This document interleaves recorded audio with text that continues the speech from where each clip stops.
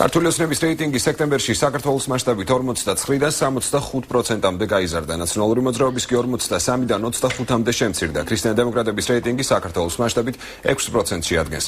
გერმანული კვლევითი ორგანიზაცია ფორსას მიხედვით პარტიების რეიტინგი თბილისის მასშტაბით ასეთია. ქართული ოცნება 72%, ერთიანი ნაციონალური მოძრაობა 14%, ქრისტიან-დემოკრატიული მოძრაობა 6%, სხვები კი 8%.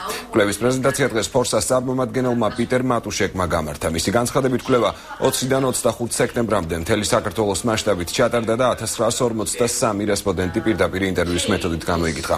კვლევაზე ასევე დასმული იყო კითხვა, ვინ არის პასუხისმგებელი პენიტენციალურ სისტემაში მომხდარ დარღვევებზე და გამოკითხულთა 80%-ის განცხადებით პასუხისმგებლობა მთლიანად ხელისუფლებასთან ყოფილ მინისტრს ეკისრება. ეს კვლევები დემოკრატიის განვითარების ფონდის დაკვეთით ჩატარდა და მისი მიზანი მოსახლეობის წინასაარჩევნო განწყობის გარკვევა იყო.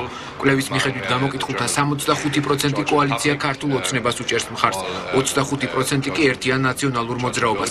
ასევე ჩვენ დაუსვით კითხვა, ვინ არის პასუხისმგებელი პენიტენციალურ სისტემაში მომხდარ დარღვევებზე და 80%-ის განცხადებით პასუხისმგებელი არის ხელისუფლება.